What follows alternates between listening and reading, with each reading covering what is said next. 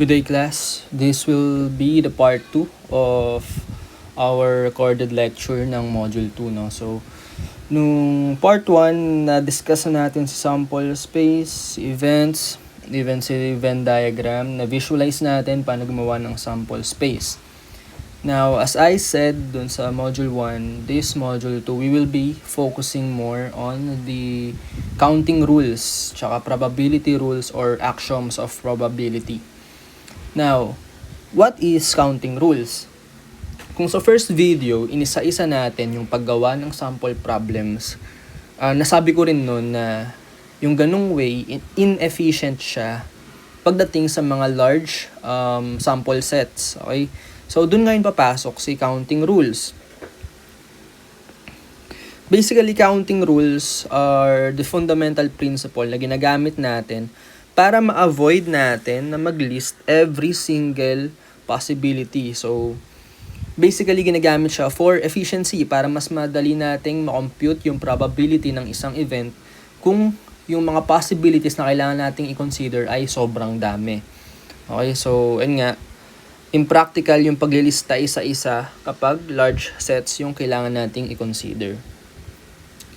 So, we have, I think 4 siya or 5 counting rules na or counting methods na kailangan nating consider. So, una doon, si multiplication rules. Si multiplication rules, sabi dito, siya yung pinaka basic and widely used counting rule na na-encounter natin when dealing with probability problems. So, ang sabi raw dito, yung formula niya, if there are k events and the first event occur in n1 ways, the second in n2 ways, and so on, up to the k event occurring in n sub k ways, then the total number of ways all k events can occur is n sub 1 times n sub 2 times so on and so forth hanggang ma-reach mo yung final event mo. So, kailan siya ginagamit? Ginagamit siya pag independent yung choices and task na kino-consider natin sa isa't isa. Tapos gusto nating makita ilan lahat yung bilang nung possible ways na mag-occur sila. Okay? So, basically, dito sa multiplication rule, nung inaaral namin siya way back, junior high yata. Junior high ko to na-encounter itong probability around grade 9, if I'm not mistaken. Yung multiplication rule kasi, siya yung pinakamadali nga, siya yung pinaka-common, like kahit pagdating sa permutation, nagagamit mo pa rin siya. The disadvantage lang is, hindi mo siya pwedeng gamitin at all times. Merong certain problems tayong ma-encounter later na hindi natin siya pwedeng gamitin. So, paano ba yung turo sa amin? Ang turo sa amin nun parang ladder method, ladder na nakahiga. So, for example, meron daw 5-digit code. 2, 3, 4, 5. Yan. Meron daw 5-digit code na ang numbers ay from 0 to 9. Tapos, kailangan mo ng 5-digit code. Ilan lahat ng possibilities ng 5-digit code na pwede mo magawa with repetition. So, from 0 to 9, ilan lahat yun? 10. Tapos sabi daw, pwede raw umulit-ulit. So, 10 times 10 times 10. Or simply, 10 raised to 5. Yun lahat-lahat, yung possible combinations ng numbers na pwede mong mabuo. Okay, so, marami naman tayong example dito sa recording na to. So, isa-isay natin sila. So, okay, for example number 1 ng multiplication rule, given tayo na mayroon daw tayong restaurant na nag-offer ng 3 appetizers, 5 main courses, at saka 2 desserts. So, sabi daw, how many different 3-course meals can be ordered? So, gamitin natin yung tinuro kong ladder rule.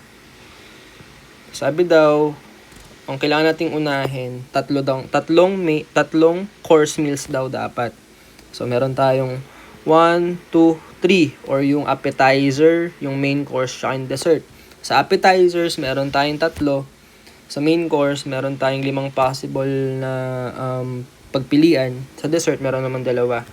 So, since nasa loob sila ng box, magkakatabi, kakalabasan yan ay 3 times 5 times 2, which is 15 times 2, 30 possible combinations or outcomes nung 3 course meals natin. Okay? The next, number 2, how many different license plates can be made if they consist of 3 letters followed by 3 digits, and repetition of letters and digits is allowed.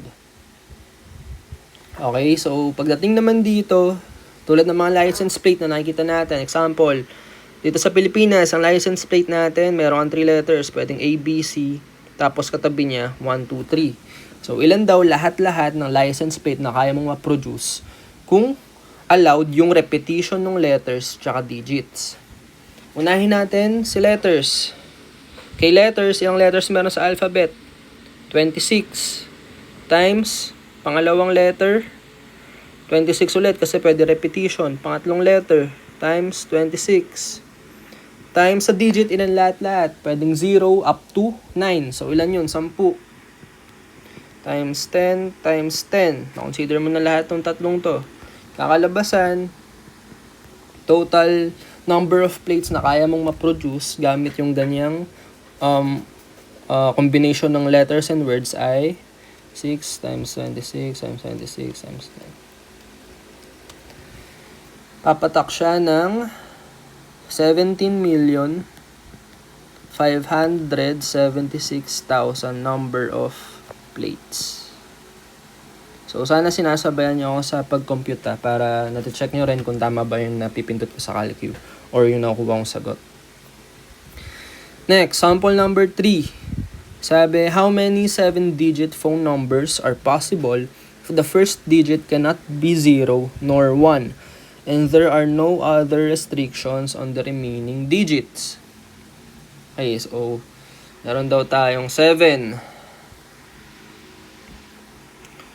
1, 2, 3, 4, 5, 6, 7. Sabi daw, yung first digit daw cannot be 0 nor 1. So, ang mga possible kasi natin yan, di ba? 0 to 9. Eh, wala raw tayong 0 tsaka 1. So, ilan na lang yung pagpipilian natin? 2 hanggang 9. Ilan yun? 8. Okay? Then sabi, no other restrictions na daw. So, hindi sinabi na bawal umulit. So, pwede natin consider na paulit-ulit lang yung, or pwedeng mag-repeat yung mga numbers. So, dito, 8 times 8 times 8 times 8 times 8. Or simply, 8 raised to the 7th power. Anong value nun? Sagot ay, meron pa, ay natin mag-produce ng 2,097,152 cellphone numbers.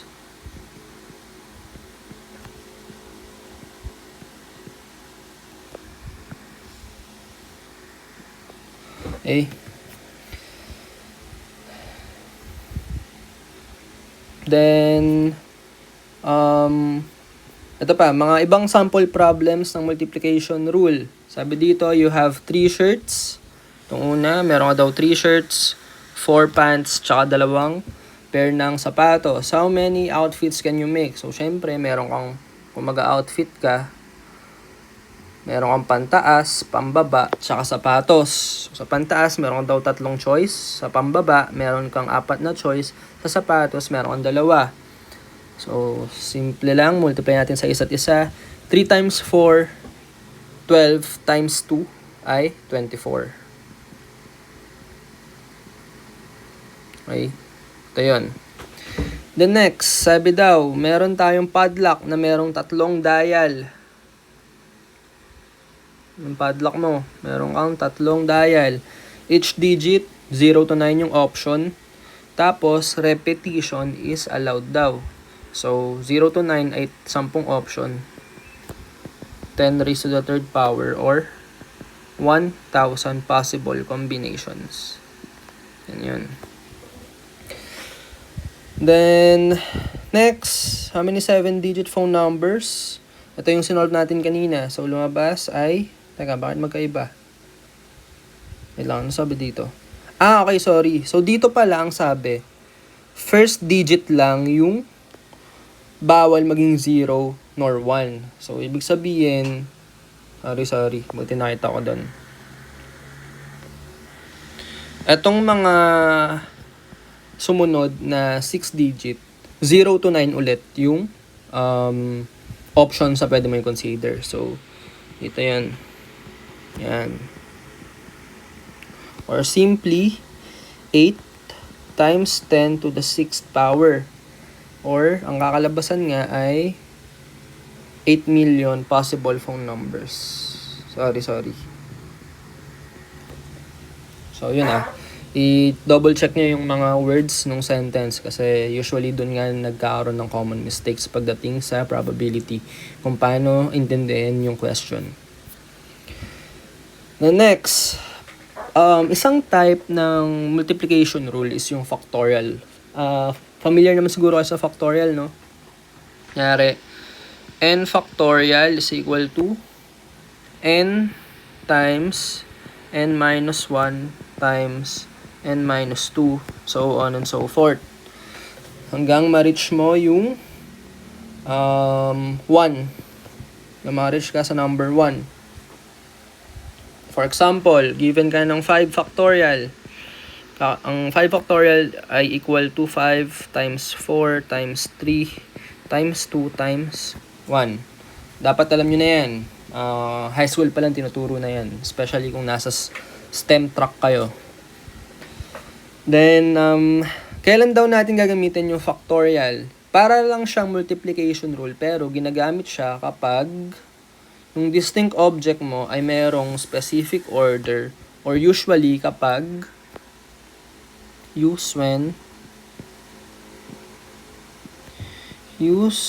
when repetition is not allowed. So, kanina yung mga una nating examples, lahat sila pwedeng mag-repeat ng option. So, bigyan natin ng example. Example number 4. In how many ways can 5 different books be arranged on a shelf? So, meron ka daw shelf na nagko-contain ng 5 books. 1, 2, 3, 4, 5 books. Siyempre, kapag nilagay mo na dito, sabihin natin yung book 1, hindi mo naman na pwede siyang mailagay pa sa mga susunod. Kasi nag-iisa lang naman yung book 1 eh.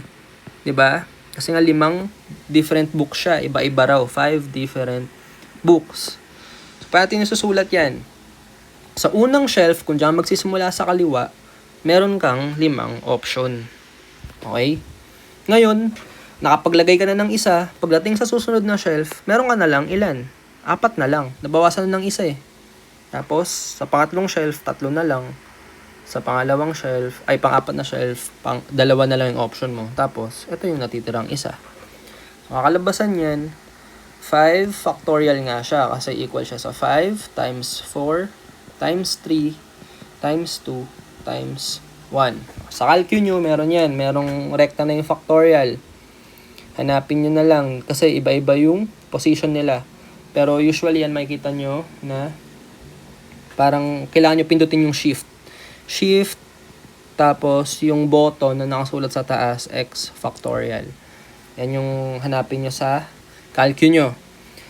So, pag in-input nyo 5 factorial sa calcu, kakalabasan ay meron tayong total na 120 ways para maayos yung orientation or organization ng mga libro sa shelf. Okay? Then, next, another counting rule or method ay yung tinatawag nating permutation. Ito si permutation, meron siyang without repetition tsaka with repetition. Merong certain instances mamaya sa mga example na makikita nyo na although meron siyang formula. Saan yung formula na ito? Di ba na-include ito? So, later makikita nyo na may certain problems ng permutation na although permutation na siya, hindi na siya part ng multiplication rule lang, makikita nyo na pwede pa rin natin magamit si multiplication rule. So, yun nga yung sinasabi ko kanina na si multiplication rule, gamit na gamit talaga siya kasi hindi lang siya limited sa sarili niyang area. Like, kahit sa ibang mga types ng counting method, pwede mo siyang gamitin. Kaso nga lang, ang disadvantage, hindi all the time. Okay, so, meron din ngayon makikita mamaya na sample problems na kung gagamitin natin ay multiplication rule, medyo imposible na siyang makuha. Okay, or sobrang hirap ng analyzation ang kailangan mong gawin. Okay, so sabi dito, pagdating kay permutation, yung arrangement ng objects mo, importante si order or yung pagkakasunod-sunod. Kasi later din, makita nyo, meron tayong tinatawag na combination. Sa combination naman, hindi importante si order. So, ano example nun? Kunyari, meron kang sample space na 5 numbers. Sabi natin 1, 2, 3, 4, and 5. Tapos, ang events mo or yung subset na gusto mong hanapin ay walang 4. 4, 5. Then, sabi daw sa sample space mo, gusto mong makita yung mga combination ng numbers na add numbers lang. So, sabihin natin yung event mo na yun. Pagdating kay permutation, si 1, 3, 5, iba siya kay 3, 1, 5 at 5, 1, 3. Or sabihin, magkakaiba yan tatlong yan. Kasi nga, tawag dito, importante yung pagkakasunod-sunod kung paano sila napili. Okay, kaya nga order matters. Then, yun nga, meron tayong dalawang types ng permutation. Merong permutation na without repetition, tsaka permutation na with repetition. So, makita natin later ano yung mga examples niyan.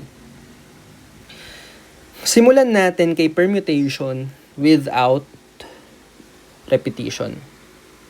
So, sabi daw kapag ang permutation na dinidil mo ay without repetition, ang formula na gagamitin mo ay NPR. Meron din sa calco yan kung hahanapin nyo. Kailangan nyo ulit pindutin yung shift. Usually, nasa nasa multiplication na button. So, NPR. NPR is equal to n factorial over n minus r factorial. Where in n, siya yung total number of outcomes. Then, CR, siya yung subset or yung event na inahanap mo. Okay, so kailan siya gamitin? Again, kapag yung subset natin ay sobrang malaki, then yung order of selection ay important. Tatandaan nyo na kapag permutation, tapos without repetition, ito yung formula na kailangan nyo gamitin. Or simply sa calcu nyo, NPR.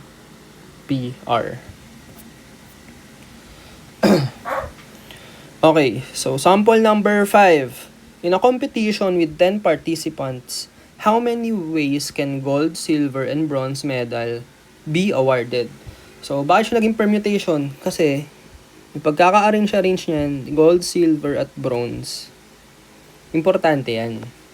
O, hindi mo yan, iba yung pagkakabigay na bronze, silver, gold. Sa kapag binigay mo na silver, gold, tapos bronze. Okay? So, paano natin sa-solve yan? Simple lang. Gamitin natin muna yung formula na NPR. So, sa calcu, tatype nyo siya na meron tayong 10 participants. Then, yung P. Tapos, ilan lang yung subset na hinahanap natin? 3 lang. Kakalabasan yan ay, kung mano-manong solve, 10 factorial over 10 minus 3 factorial. Or pag sinolve pa natin, 10 times 9 times 8 times 7 factorial. Sa baba, meron tayong 10 minus 3 ay 7 factorial. So, cancel na itong dalawa. Kakalabasan ay 10 times 9 times 8. Sagot ay 90 times 8, 700. Hindi. 90 times 8 ay, tama, 720. Okay, let me check. Tama, 720 possible ways nga. Okay? Now, tulad ng sabi ko kanina, may ibang problems ng permutation na kapag ina-analyze mo, pwede mong gamitin si multiplication rule. Paano? Sabi daw, mag-a-award ka ng 3 awards or medal. Gold, silver, bronze. Ngayon, meron kang 10 participants originally na pwedeng pagpilian. Sabihin natin, inuna mo ay bronze. Nagbigay ka na ng isa doon sa 10. Ilan na lang natira? Meron ka na lang 9 na pwedeng pagpilian para sa silver. Ngayon, nagbigay ka ulit ng isa na silver medal. Ilan na lang pwedeng pagpilian para sa gold? 8 na lang. Okay? So, 10 times 9 times 8. Same dun sa nakuha natin sa formula na 720 ways. Okay? Diba? Nagtutugma sila. Yun yung pinapoint out ko kanina na pag ina-analyze mo kasi yung mga problems, makikita mo na minsan, although permutation method siya talaga, pwede mo pa rin gamitin si multiplication method. Okay? Next, sample problem. How many 4-digit passwords can be formed using digits 0 to 9 if no digit can be repeated? So, sabi daw, we have 4-digit na password.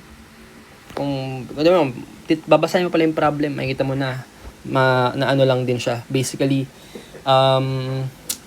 factorial method lang. Diba? Yung na-discuss natin kanina. Using digits 0 to 9, then no digit can be repeated daw. So, kung gagamitin natin yung formula ng permutation, meron tayong NPR ulit na kakalabasan ay 10P R na 4. Labasan yan, 10 factorial divided by 10 minus 4 factorial. Magkakalabasan 10 times 9 times 8 times 7 times 6 factorial divided by 10 minus 4 ay 6 factorial. Cancel out. Labasan 720 times 7 times 7 got ay 5,040 ways. Ngayon, isang tingin pa lang kahit di mo na i-permutation pwede ka nang yung ladder method. Sabi daw meron kang 4-digit na password. Tapos, initially, ang pwede mong pagpilian ay 0 to 9. So, 10 yun. 10 choices.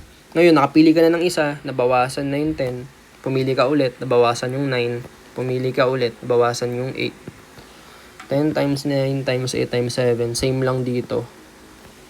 Ang sagot ay 5,040 ways din. Diba?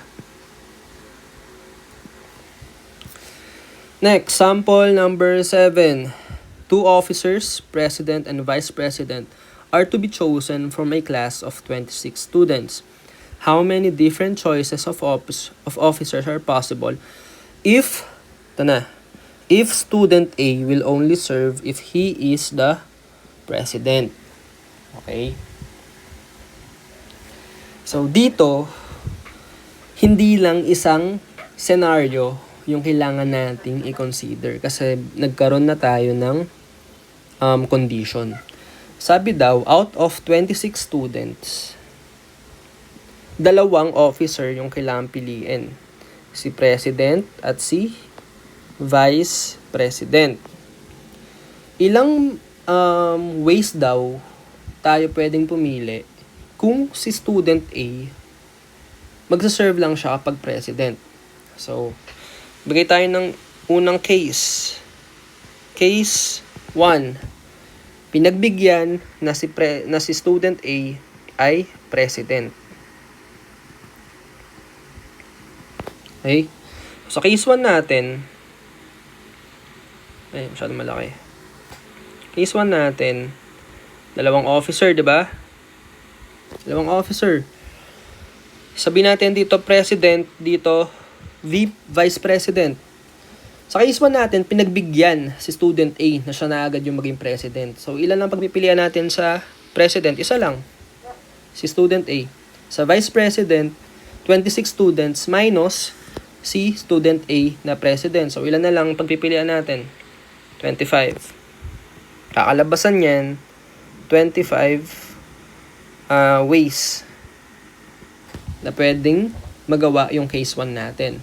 Ngayon, paano naman kung hindi pinagbigyan, ayaw nila na si student A yung maging president? Student A, not president. Paano natin solve yun? So, drawing ulit natin. Meron tayong dalawang officer, president at vice president. Sabi daw, sa case 2 natin, hindi pwedeng maging president si student A. So, since hindi siya magiging president, hindi na siya tatakbo as officer. Kasi magsaserve nga lang daw siya, only serve kung siya yung president. Eh since hindi nga siya pinagbigyan bilang president, hindi na siya tatakbo. So, ilan na lang yung choice natin agad? 25. Ay, hindi 26 kasi nabawasan ng isa, si student A. Ngayon, nakapili tayo for president. Ilan na lang para sa vice president? 24. Okay? Diba? Nagagamit pa rin natin si multiplication method, although nasa permutation na tayo. Pero sige, pakita pa rin natin later paano yung permutation method niya. Ngayon, ang sagot dito ay 25 times 24 ay 600. 600 ways. Oh, doon na ba natatapos? Ha? Doon na ba natatapos? Case 1 and case 2 magkahiwalay? Pag-a-addin natin yan para makuha natin yung total number of ways. Total number is equal to case 1 plus case 2. So, ang sagot ay 625 ways.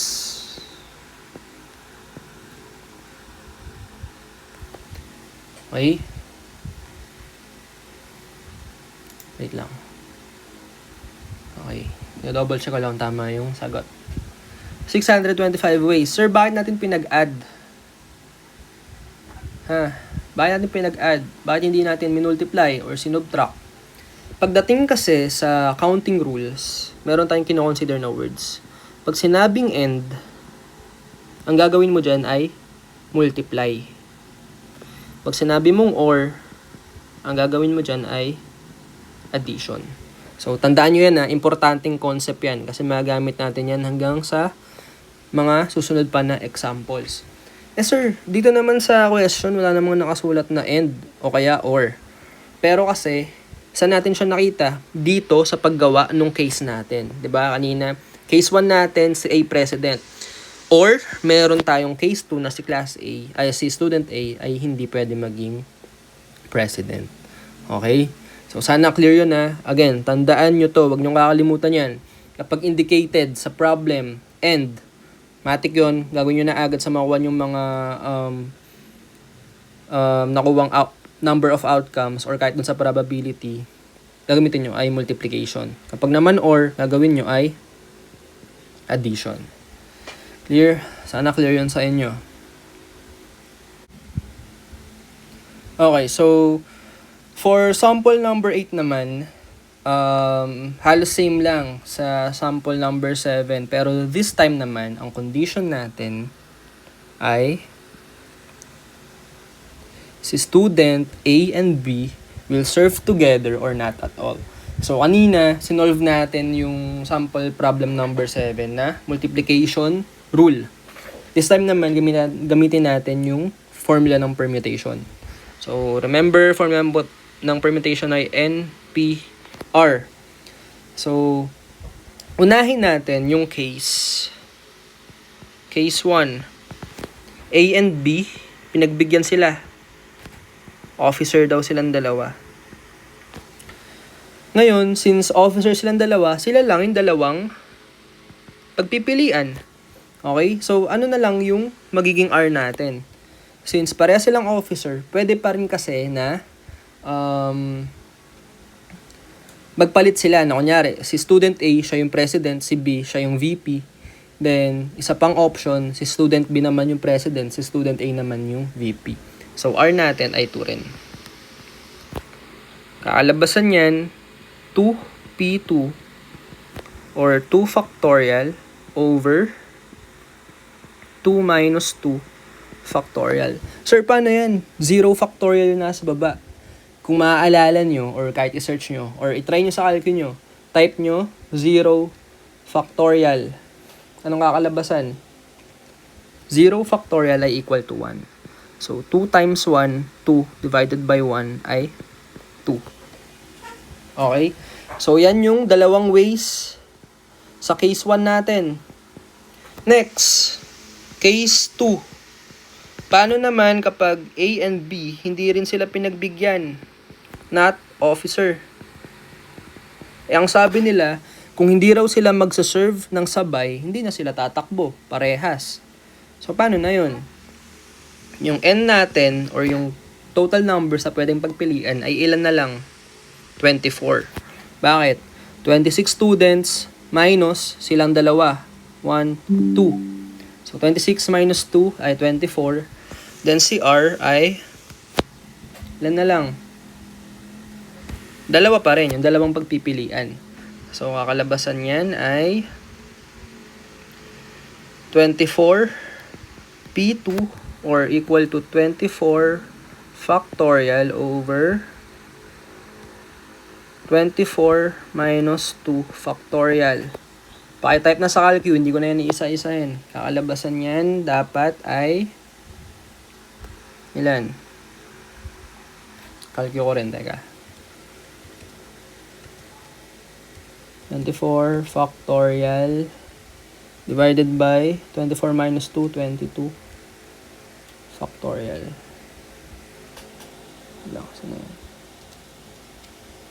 Kakalabasan dapat ay 552 ways. Then, same concept ulit mula kanina. Ano ba ginamit natin? And ba? O or? Ha? Sir, nakasulat po sa sa problem, student A and B. Kaso may or dito or not at all. Ano po bang consider namin dun sa dalawa? Again, ang titignan nyo dyan, yung paano natin sinolve. Yung case 1 and case 2. Since kinonsider natin na or yan, pwedeng what if si case 1 yung kinonsider natin or si case 2, ang gagamitin natin ay or. So, plus yan. So, meron tayong total number ay equal to 2 plus 552. Therefore, total number of ways ay 554 ways. Okay? So, next. Sabi naman, 2 officers, president and vice president. Halos same lang din sa number 7 and 8. Teka, parang na doble.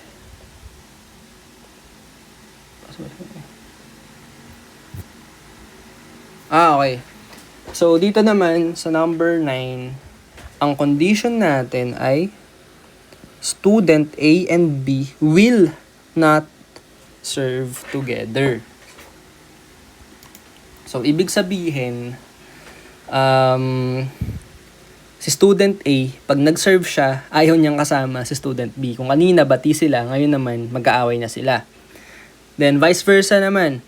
Kung si student B naman na magsaserve, ayaw niya na kasama niya si student A. So, paano natin gagawin yan? This time, meron tayong 3 cases. Ano-ano yun? Case 1, si student A ay officer. Tama? So, kung officer siya, Ilan silang pwedeng pagpilian?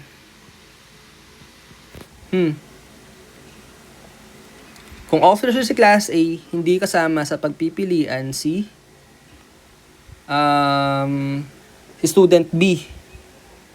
Pero sure na isa sa mga officer ay si Class A.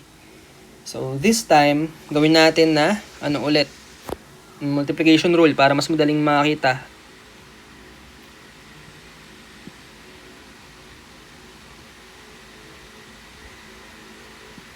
Meron daw dalawang officer. Sa case 1 natin, Matic, si student A ay officer na. So, pwedeng, nandito siya sa president. So, 1. Ilan na lang natirang pwedeng pagpilian? 25 minus si B pa. So, 24 na lang. 1 times 24 ay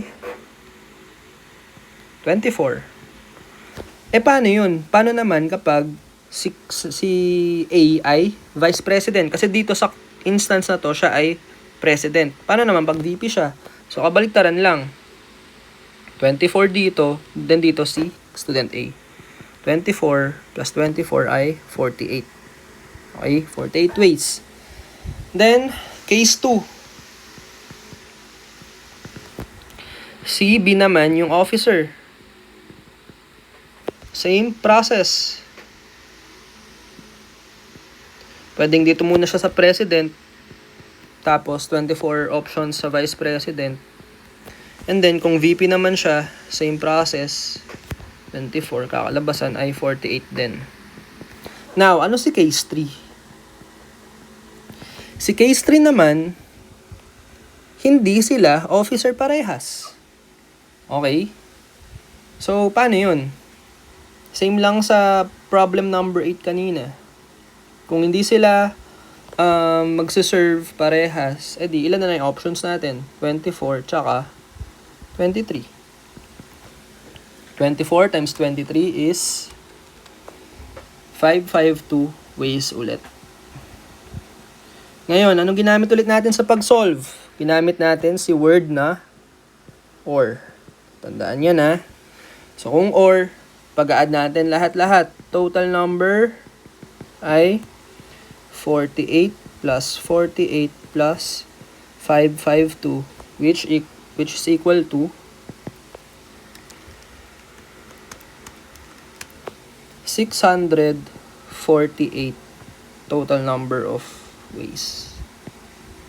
Okay? So, nakikita nyo na pagdating sa counting methods, mas madali na. Isipin nyo kung inisa-isa natin lahat ng possible ways, di ba? 648 yung ililista mo isa-isa. So, again, very inefficient siya. So, kailangan nga natin gamitan ng counting method.